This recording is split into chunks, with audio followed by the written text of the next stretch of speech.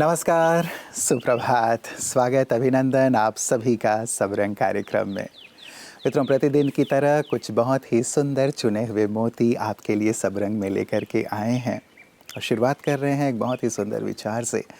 कहते हैं positive thoughts attracts positive situations in life.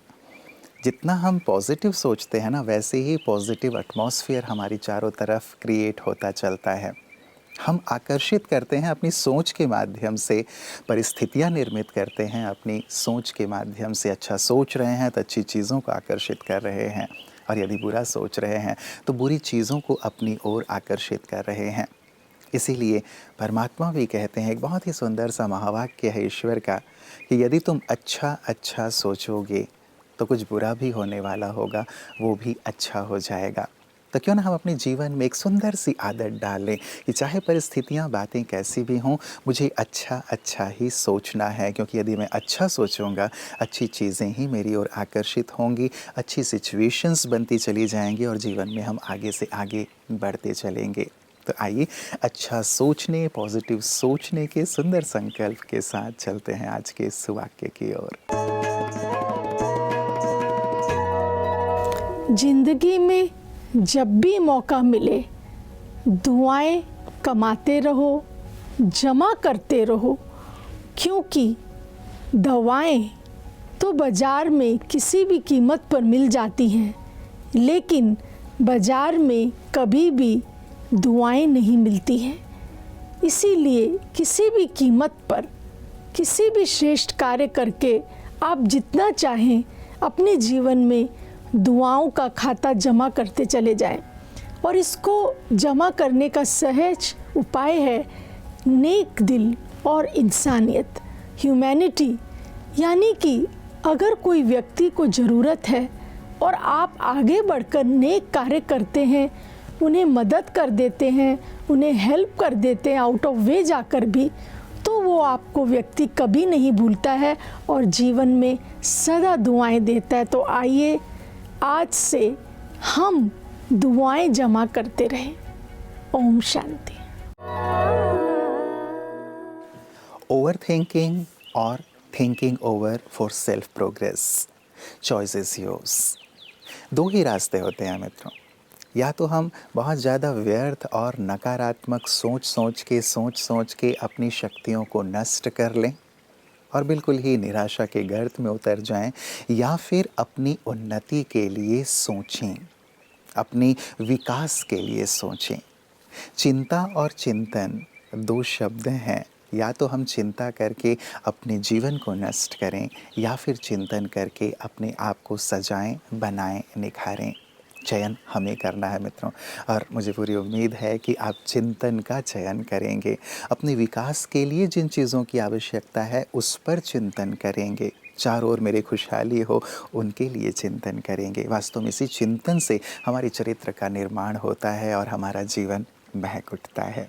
तो आइए चिंतन करने के सुंदर संकल्प के साथ आगे बढ़ते हैं अपने अगले सेगमेंट, जहां हम स्वास्थ्य की बात करते हैं। क्या आप जानते हैं, हर दिन सिर्फ 30 मिनट की वॉकिंग आपकी जिंदगी के 10 साल बढ़ा सकती है। यस, इतना सिंपल, इतना पावरफुल। बस चलना शुरू कर दीजिए, बीमारी खुद दूर भागेगी। आज हम सब दौड़ पड़ी दुनिया में बैठे बैठे थक चुके हैं।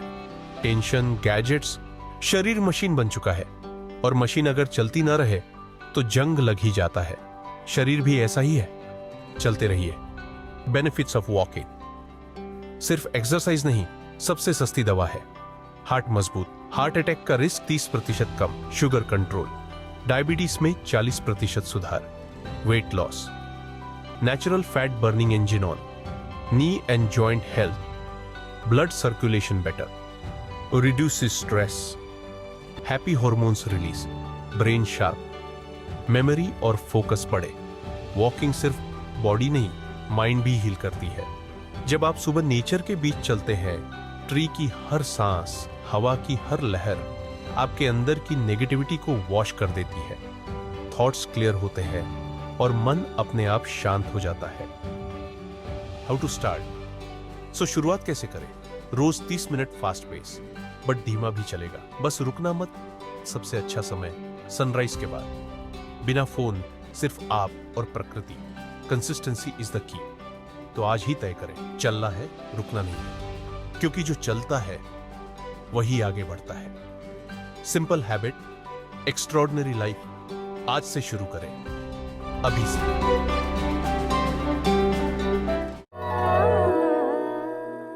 मित्रों, किसी ने कहा है, don't suspect yourself, just introspect.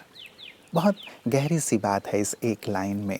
यदि हम स्वयं के ऊपर ही अविश्वास करते रहेंगे, स्वयं के ऊपर ही डाउट करते रहेंगे, सस्पेक्ट करते रहेंगे, मैं कर पाऊँगा या नहीं, मेरे अंदर उतनी योग्यता है या नहीं है, होगा या नहीं होगा, ये ना करके इंट्रोस्पेक्ट अर्थात अपने आप को देखें, अपनी विशेषताओं को अच्छी तरह से जानें, उसे निखारें, उसे कार्य में लगाएं, अपनी क्षमताओं को बढ़ाएं।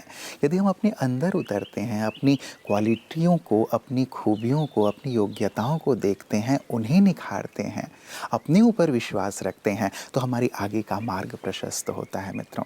इसीलिए कभी भी अपने ऊपर संशय हमें नहीं करना है, अपने ऊपर डाउट नहीं करना है, लेकिन अपने ऊपर भरोसा रखना है, अपने ऊपर विश्वास रखना है, ताकि हम अपने कार्यों को सही रूप में अंजाम दे पाएँ और अपने कदम आगे की ओर बढ़ा पाएँ।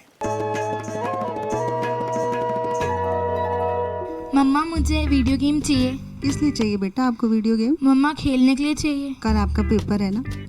मम्मा, मेरी तैयारी हो चुकी है, तो मैं अपना वीडियो गेम खेल सकती हूँ। बेटा इतनी तैयारी नहीं हो चुकी जो आप इतने कॉन्फिडेंस से कह रहे हो मेरी तैयारी हो गई है। मुझे पता है आपकी कोई तैयारी नहीं हुई। अभी आप सिर्फ पढ़ाई करो, कल मैं आपको दे दूंगी पेपर। मम्मा, मुझे चाहिए। मैं आपको तो पता है मैं इतनी इंटेलिजेंट। अगर तुम इतनी जिद करोगी ना, अभी वीडियो गेम उठा के फेंक दूंगी बाहर। मम्मा, मुझे चाहिए, मुझे नहीं पता। मानोगी नहीं? नहीं। फेंक दूं तुम्हारा गेम? हाँ, फेंक दो, मैं नया ले आऊंगी। आने दो डैडी को, डैडी आएंगे ना वही देखेंगे तुम्हें। मैं तो पापा कुछ नहीं कहते मुझे। पापा नहीं कहते, पापा ही सब कुछ करते हैं तुम्हारा। कुछ नहीं कहते मुझे। ठीक है, मान रही बात? नहीं मानूंगी। जाओ अपने कमरे में और मुझसे बात मत करना। मम्मा, मुझे आप ऐसे ही करते हो, मुझे कुछ भी दिला के नहीं देते हो। ठीक है ना, ऐसे ही करती हूँ। जाओ अपने कमरे में, जाओ चुपचाप। और जा रही हूँ, और क्या करूँगी।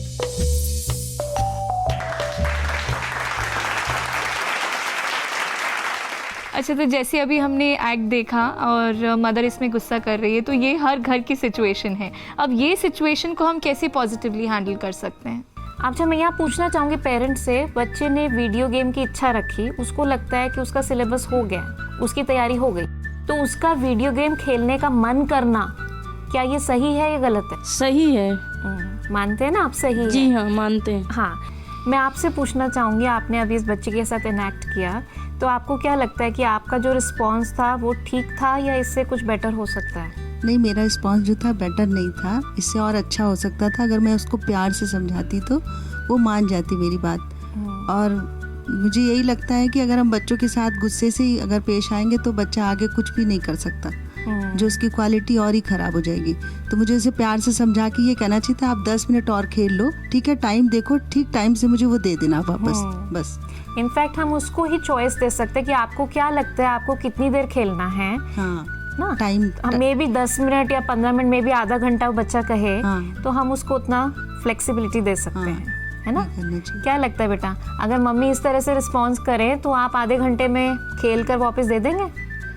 क्योंकि अगर मम्मा हमारी बात मान रही है तो हमें भी तो उन्हें बात माननी चाहिए ना। हाँ, देखो कितने अच्छे बच्चे हैं, है ना? आपस में एक दूसरे के साथ हम जब एक दूसरे को समझते हैं तो बहुत इजी हो जाता है उस गुस्से को प्यार में बदलना।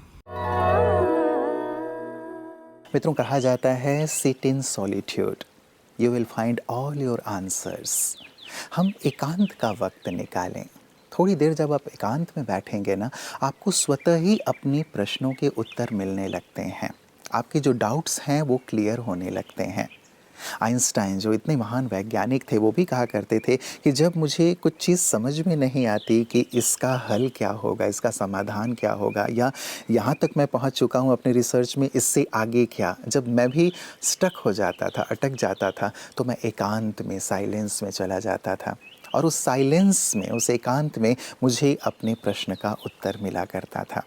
वास्तव में जो साइलेंस है, सॉलिट्यूड है, वो हमें कनेक्ट कर देता है कहीं ना कहीं उस ईश्वर से जो कि इस सृष्टि के नियंता हैं, और हमारे प्रश्नों का उत्तर हमें प्राप्त होना शुरू हो जाता है। इसीलिए आप अपनी दिनचर्या में सॉलिट्यूड को ज़रूर शामिल करें। आप पाएंगे कि इसका अभ्यास आपके सभी प्रश्नों का उत्तर आपको देने लगता है।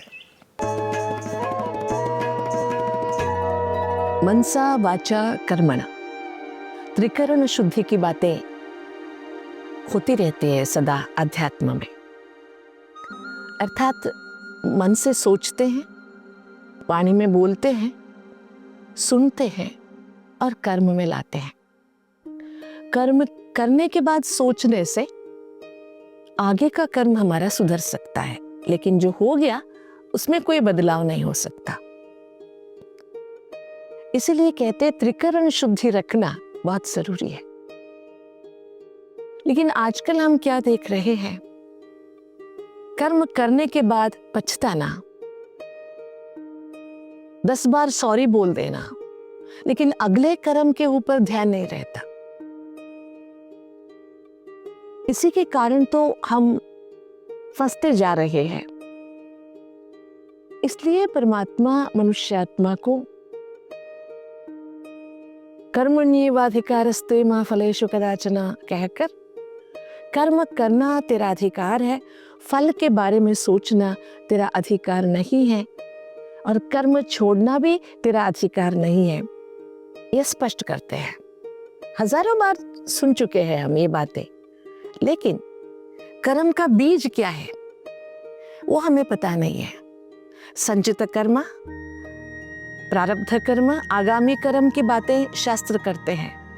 परमात्मा हमें कर्म, अकर्म, विकर्म और सुकर्म की बातें बताते हैं। इसलिए त्रिकरण शुद्धि रखकर हम सोचे भी, बोले भी और कर्म भी करें। इसके ऊपर ध्यान दे, बस चिंता करने की कोई बात नहीं है। ध्यान दे, अटेंशन रखें। Friends, receive and distribute the blessings of God. जब हम सॉलिट्यूड में बैठते हैं ना, तो कहीं ना कहीं जब उनसे कनेक्ट होते हैं तो हमें उनकी ब्लेसिंग्स मिलने लगती हैं।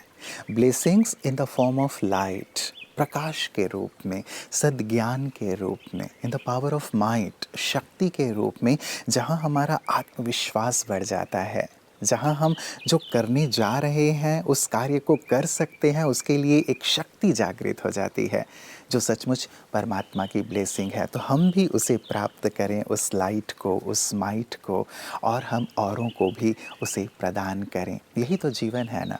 सचमुच जब जीवन प्रकाशित हो जाता है तो वही प्रकाश हम औरों को देना प्रारंभ कर देते हैं। तो अपने अंदर किसी भी प्रकार का द्वंद्व, किसी भी प्रकार की दुविधा न रखते हुए सॉलिट्यूड में बैठें, कनेक्ट हो जाएं उस सुप्रीम से, और अपने अंदर उनके प्रकाश को भरने का अनुभव करें। आप पाएंगे कि जीवन प्रकाशित होता जा रहा है, आनंद से परिपूर्ण होता जा रहा है, और आप सफलता के शिखर की ओर आगे बढ़ते जा रहे हैं। तो आप निरंतर आगे की ओर बढ़ें, आपका जीवन आनंद और उत्सवमय बन जाए, ऐसी शुभकामनाओं के साथ नमस्कार। ओम शांति। जीवन के